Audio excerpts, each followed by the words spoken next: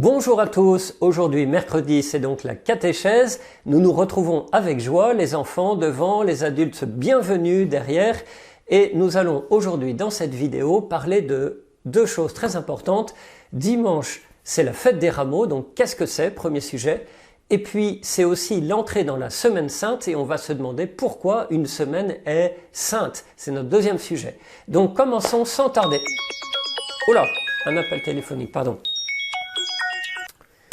Allô, oui, non, je peux pas, non, vraiment pas, vous me dérangez, je suis en train de tourner une vidéo. Ah, c'est très important, et c'est quelqu'un d'extrêmement important, bon ben, d'accord. Et il faut mettre en vidéoconférence, ben, j'ai jamais fait ça, appuyez sur le bouton. Oh, pardon Seigneur, Seigneur Jésus, donc c'est un message à transmettre à tous les enfants, ben, je veux bien, d'accord, je vais être votre prophète aujourd'hui. Et dis donc les enfants, c'est fantastique, Jésus nous dit que le confinement est terminé ce soir, c'est génial ça, merci Jésus, je suis trop content, je suis super ému que tu viennes me dire ça pour eux. Ah là là, il y a une deuxième bonne nouvelle, un bonus. Bon ben parfait, j'écoute. Les enfants vont désormais être sages le mercredi à la prière de la catéchèse, non ça j'y crois. Non mais c'est un gros poisson d'avril là, c'est quoi ça cet imposteur? Ah non mais je rêve moi. Et en plus il ressemblait vachement à Jésus, je me suis fait avoir là. Bon allez, on prend la catéchèse maintenant. Première partie, la fête des rameaux. Dimanche dans 4 jours, nous fêtons les rameaux. Évidemment nous ne pourrons pas nous rassembler pour célébrer cette magnifique fête, mais chacun essaiera de la vivre à la maison. Alors pour commencer, l'histoire des rameaux en vidéo. Cette vidéo vient du site Théobule dont je vous ai parlé mercredi dernier. J'espère que vous avez été voir ce site. Retenez bien les éléments de cette vidéo pour réussir le quiz qui suivra. Jésus et ses disciples, approchant de Jérusalem, arrivent sur les pentes du mont des Oliviers. Alors, Jésus envoie 2 disciples. Allez au village devant vous. Vous trouverez une ânesse attachée et son petit avec elle. Détachez-les et amenez-les-moi. Et si l'on vous dit quelque chose, vous répondrez « Le Seigneur en a besoin », mais il les rendra aussitôt. Cela s'est passé pour accomplir la parole transmise par le prophète.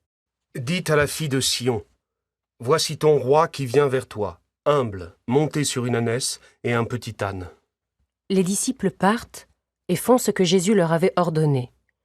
Ils amènent l'ânesse et son petit, disposent sur eux leurs manteaux, et Jésus s'assoit dessus. Dans la foule, la plupart étendent leurs manteaux sur le chemin. D'autres coupent des branches aux arbres et en recouvrent la route. La foule entourant Jésus crie « Hosanna au fils de David !»« Béni soit celui qui vient au nom du Seigneur !»« Hosanna au plus haut des cieux !» Comme Jésus entre à Jérusalem, l'agitation gagne toute la ville. On se demande « Qui est cet homme ?»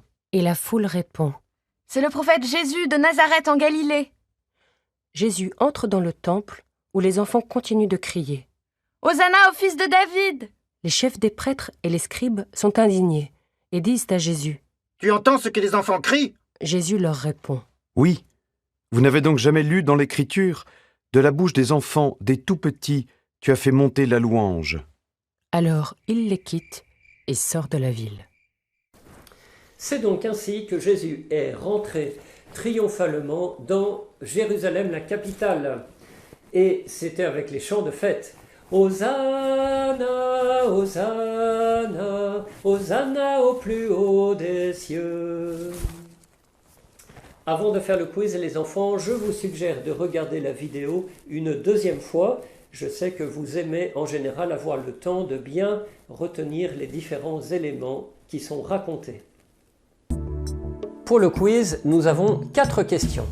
Première question, qu'est-ce que Jésus demande à ses disciples d'aller chercher pour lui avant qu'il entre dans la ville? Un bœuf et un âne, une ânesse et son petit, un cheval ou un bonnet d'âne? Alors la bonne réponse est une ânesse et son petit. Un âne femelle et son petit.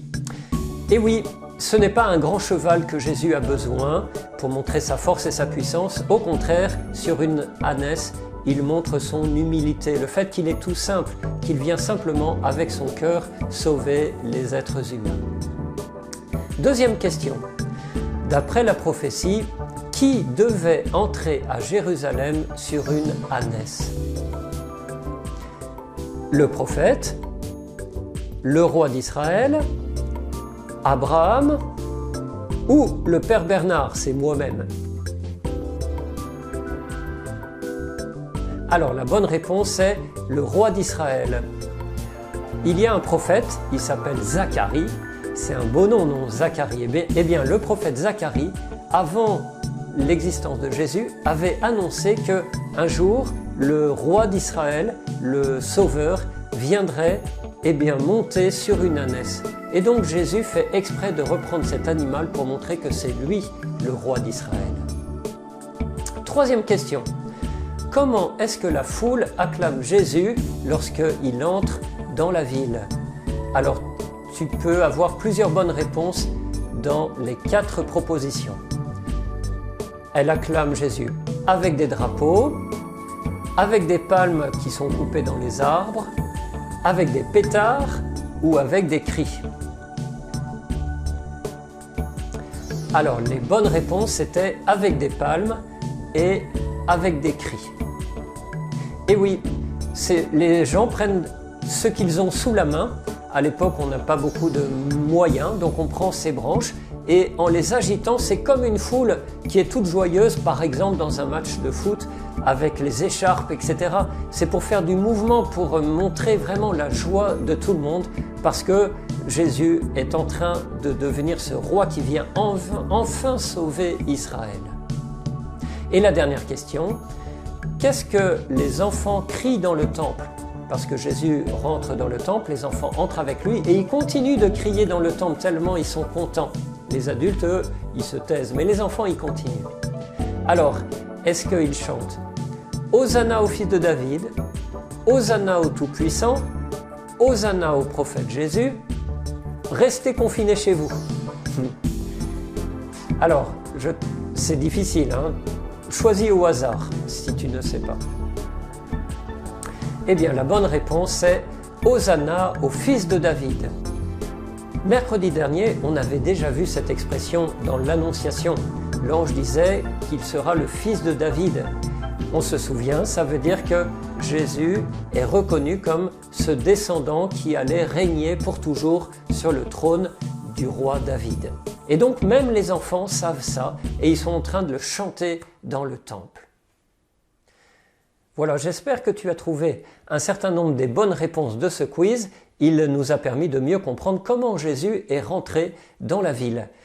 Ce qu'il faut savoir, c'est que, en fait, les gens ont cru que ça allait vraiment être la fête, la victoire, mais Jésus est rentré à Jérusalem et c'est la semaine où il va être arrêté, où il va être jugé, condamné, le chemin de croix, il va mourir et il va ressusciter. C'est la semaine sainte dont on va parler tout à l'heure. Les rameaux, en fait, c'est un signe de vie. À la fois, c'est l'acclamation le jour même, mais il dit aussi quelque chose de la résurrection. Parce qu'en France, les rameaux sont choisis dans cette espèce de végétal qui reste vert très longtemps, même quand on l'a coupé. Et donc, en général, on le fait bénir et on revient à la maison et on le met en général près des croix pour se dire que de la croix a surgi la vie éternelle. Jésus continue de vivre aujourd'hui. Dimanche prochain, c'est donc la fête justement des rameaux. Comment est-ce que tu vas le vivre à la maison et non pas à l'église? En préparation, d'abord, je te suggère de dessiner plein de rameaux sur du papier, ou bien aussi je te donnerai un exemple de découpage avec la réalisation expliquée pas à pas. Tu peux aussi faire une banderole sur du tissu en écrivant Hosanna en gros et le mettre à la fenêtre dimanche prochain. Ça serait très beau, non, si tous les chrétiens montraient qu'ils fêtent les rameaux à la fenêtre. Le jour même, dimanche, qu'est-ce que tu vas faire? Eh bien déjà, en famille, vous pourrez regarder à la télévision la messe et au début de la célébration, ça serait bien que vous ayez tous les dessins ou les petites branches dans la main et que vous puissiez les agiter en même temps que le début de la célébration à la télévision. Vous pourrez aussi dimanche commencer le repas avec ces dessins, ces représentations, et puis vous direz ensemble un Notre Père en vous souvenant que aujourd'hui Jésus entre à Jérusalem pour nous sauver. Et puis ces dessins, tu pourras aussi bien sûr les accrocher, les scotcher dans ta chambre. Souviens-toi que tu aimes Jésus, il est ton sauveur, il a donné sa vie pour toi et ces rameaux te laisseront toute l'année te souvenir de cet amour de Dieu. Voilà. Et puis, ça serait super que vous puissiez photographier vos rameaux, vos dessins, vos réalisations, les envoyer et on les montera dans la vidéo de mercredi prochain. Alors maintenant, un exemple de réalisation par découpage. Je te propose de réaliser cette belle palme. C'est un bricolage soigneux de découpage. Si tu préfères, tu peux la dessiner tout simplement sur une feuille de manière libre. Alors, il te faut tout simplement une feuille. Si possible, elle est verte, mais c'est rare, donc tu peux prendre une feuille blanche et la colorier. Colorie avant de découper, ça sera plus facile. Maintenant, tu plies ta feuille en deux, comme ceci, dans le sens de la longueur, et tu vas commencer à découper la tige. Du côté du bord, à 1/2 cm, tu commences à couper une ligne droite au ciseau, et ensuite tu vas t'écarter, en faire un arrondi pour obtenir cette forme. Tu vas couper plein de bandes comme ceci, en faisant attention à ne pas aller jusqu'à la tige évidemment. Et tu obtiens donc toute une série de bandes. Maintenant, il faut en enlever une sur deux. Pour cette opération, il faut être sûr de ne pas arracher la tige. Tu ouvres en deux. Tu vas donc dessiner au crayon papier et une règle 2 lignes de chaque côté du centre à 1/2 cm à peu près. Ensuite, tu vas pouvoir arracher une bande sur deux en faisant bien attention de t'arrêter sur le repère. Et tu obtiens ceci. Il te reste à finaliser le feuillage en découpant en pointe chacune des bandes et tu obtiens donc cette magnifique palme. Alors dimanche, c'est important de regarder la messe des rameaux ensemble, en famille. Tu pourras la poser devant le téléviseur et puis au moment où il y a la cérémonie des rameaux, tu pourras la brandir devant la télévision et chanter le chant de la télévision. Ou bien, alors aussi dimanche, au moment de midi, vous pouvez faire une prière en disant le Notre Père. Le rameau vous rappellera que Jésus est entré à Jérusalem pour donner sa vie. Et puis bien sûr, ensuite, tu la mets dans ta chambre, si tu as un coin de prière, ou autre part comme tu le désires. Voilà, bravo, félicitations pour cette belle palme. Deuxième partie, la Semaine Sainte. Après avoir regardé l'histoire des rameaux, après avoir fait le quiz, après s'être demandé comment on allait fêter les rameaux dimanche à la maison, et puis l'exemple de réalisation, la Semaine Sainte. Mais c'est quoi la Semaine Sainte? Ce sont tous les événements importants que Jésus a vécus à Jérusalem. Il y a donc l'entrée des rameaux, et puis après, Jésus va célébrer sa première messe, ça va être le jeudi saint. Ensuite, il va être arrêté, condamné et tué, c'est le vendredi saint. Il reste ensuite mort au tombeau, c'est le samedi saint. Et dans la nuit du samedi, Jésus va ressusciter et ça va être la célébration de la vigile pascale. Vigile, ça veut dire la veille dans la nuit. Et puis le lendemain, dimanche, Pâques, la résurrection. Mercredi prochain, à la catéchèse, on va regarder tout cela en détail. Mais aujourd'hui, je me suis demandé, mais pourquoi on dit que c'est la semaine sainte? Qu'est-ce qui est saint exactement dans cette semaine? C'est difficile cette question. Qu'est-ce qui peut être saint dans le monde? T'as une idée, toi? Voyons. Ah, bon, d'abord, évidemment, allons à la source. C'est Dieu qui est saint. C'est lui le saint des saints. Il est parfait, il est plein de lumière, il est tout amour. Le but, c'est d'être comme lui, dans cette sainteté-là. Alors du coup, après, ce sont évidemment les hommes et les femmes, les enfants aussi. Et tu te souviens, en janvier, on a fait cette grande fête de la catéchèse autour de 4 figures, Sainte Geneviève, Saint Louis, Sainte Louise de Marillac, et puis enfin, bienheureux Charles de Foucauld. Donc les hommes et les femmes peuvent être saints, ils essayent d'être comme Dieu. Bon voilà, qu'est-ce qui peut être saint encore dans le monde? Les objets, Bah non, regarde un caillou, ça peut pas être saint, ça réfléchit pas, ça peut pas vraiment vivre l'amour. Une plante, bah je crois que les plantes en fait elles obéissent déjà à leur commandement de Dieu qui est en eux, en elles, c'est de pouvoir pousser, de donner du fruit, c'est déjà beau. Mais voilà, les animaux, c'est vrai qu'il y a des animaux parfois qui montrent un peu une sorte d'affection. Parfois même, il paraît qu'il y a des animaux qui sauvent finalement des êtres humains. Mais je crois que profondément, des animaux, ça obéit d'abord à son instinct. Ça ne fait pas vraiment preuve de liberté comme le choix que font les hommes. Je ne crois pas que les animaux puissent aller jusqu'à la sainteté des hommes. Alors voyons, qu'est-ce qui reste encore? Qu'est-ce qui pourrait être saint? Ah, les lieux. Mais oui, les lieux.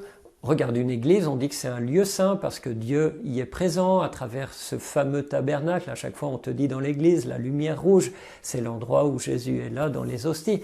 Alors la présence, oui. Et puis la Terre Sainte, par exemple, c'est dans le pays aujourd'hui qu'on appelle Israël, c'est l'endroit où tous les phénomènes de la Bible, où Dieu s'est révélé, et surtout où Jésus a vécu, on dit que c'est la Terre Sainte. Donc les lieux peuvent être saints. Pourquoi? Parce que quand on y va, on est au contact de quelque chose de Dieu dans une église et ça nous rend saints. Bon, alors il reste quoi? Il reste le temps. Oui, je pense que tu n'avais pas pensé à ça, mais le temps peut être saint. C'est un peu bizarre, un peu comme l'espace. Regarde, le dimanche, c'est un jour saint parce que c'est le jour du Seigneur, c'est le jour où on va à la messe, c'est le jour où on prie vraiment. Et ça nous rapproche beaucoup de Dieu, ça nous rend saints. Eh bien, la Semaine Sainte, c'est exactement cela. La Semaine Sainte est sainte parce qu'elle nous rend saints. Effectivement, chaque jour, à partir de dimanche, on va essayer de s'attacher à Jésus pas à pas et on va regarder combien Jésus a eu le courage d'affronter cette vie dans Jérusalem, cette arrestation, cette passion, et que dans tous ces moments-là, au fond, il nous a aimés. Il n'y a pas de plus grand amour que de donner sa vie pour ceux qu'on aime, a dit Jésus. C'est ce qu'il a fait dans cette Semaine Sainte. Et aussi, c'est des jours très importants pour les chrétiens, chaque jour, de suivre Jésus pas à pas pour se laisser aimer, découvrir que Jésus t'aime profondément. Il sera toujours avec toi. Il est mort, mais il est ressuscité. Et la Semaine Sainte, c'est donner ton cœur à Jésus pour être avec lui et qu'il t'élève dans cette voie de sainteté. Avant de prier maintenant ensemble, parlons juste avant de ta sainteté. Tu te souviens, nous sommes en carême. C'est vrai que le confinement nous a fait un peu oublier. Peut-être tu te souviens, tu avais choisi un effort de carême au catéchisme. Alors, d'ici dimanche, je crois que c'est le moment de tout remettre à neuf dans ton cœur. Pense à la prière chaque jour. Pense à la gourmandise, la dimension de se restreindre un peu au niveau de la nourriture. Et puis, pense surtout au partage dans ce temps de confinement à la maison. Essaye de partager tes objets, mais surtout tes efforts, ta joie, ton amitié et tes jeux avec ceux qui t'entourent. Et bien maintenant, nous entrons en prière. Nous allons d'abord bien nous asseoir, bien préparer ton cœur. Pose tout ce que tu as dans tes mains par terre. Et puis, si tu es prêt, maintenant nous faisons le signe de croix pour nous mettre en présence. Au nom du Père, du Fils et du Saint-Esprit. Amen. Je te propose d'écouter cette prière à Saint Michel Archange. Michel, cet ange de force, dans notre carême, il nous protège et aussi nous pouvons nous confier à son intercession pour cette épreuve de l'épidémie. Ô glorieux archange Saint Michel, toi qui annonces au monde la nouvelle consolante de la victoire du bien sur le mal, ouvre notre vie à l'espérance. Le Seigneur de l'univers t'a rendu puissant contre les forces de l'ennemi. Démasque les pièges du diable et de l'esprit du monde. Rends-nous victorieux contre les tentations. sois la sentinelle de nos pensées, sois le guide spirituel qui nous soutient dans le bon combat de la foi. Ô glorieux archange Saint-Michel, qui toujours contemple la sainte face de Dieu, garde-nous fermes sur le chemin vers l'éternité. Amen. Et maintenant, nous disons cette prière, tu peux la dire avec les gestes en faisant les mêmes que moi. Notre Père qui es aux cieux, que ton nom soit sanctifié, que ton règne vienne, que ta volonté soit faite sur la terre comme au ciel. Donne-nous aujourd'hui notre pain de ce jour. Pardonne-nous nos offenses, comme nous pardonnons aussi à ceux qui nous ont offensés, et ne nous laisse pas entrer en tentation, mais délivre-nous du mal, car c'est à toi qu'appartiennent le règne, la puissance et la gloire pour les siècles des siècles. Amen. Le Seigneur soit avec vous, et que Dieu Tout-Puissant vous bénisse, le Père, le Fils et le Saint-Esprit. Amen. Voici les envois que vous nous avez faits, les enfants. Voici d'abord le dessin de Paul. Ensuite, une magnifique rosace de Éden, très soigneuse. Et Éden nous donne cette salutation orale. Tout le monde, on espère que vous allez bien. Après, Marco en train de faire la cuisine. Et Marco en train de faire sa classe par correspondance. Merci à tous et n'oubliez pas de nous envoyer toutes les semaines vos dessins ou œuvres. Et puis aussi, n'hésite pas avec tes parents à aller prier avec le chant de louange que j'ai enregistré. Il s'appelle Acclamer Dieu, acclamez-le, et tu le trouveras sur la chaîne YouTube de la paroisse. Et je te conseille de te mettre devant l'écran et de danser de tout ton cœur dans la joie du Seigneur. Le Seigneur soit vraiment avec toi, reçois l'amitié et la force du Seigneur. Amen.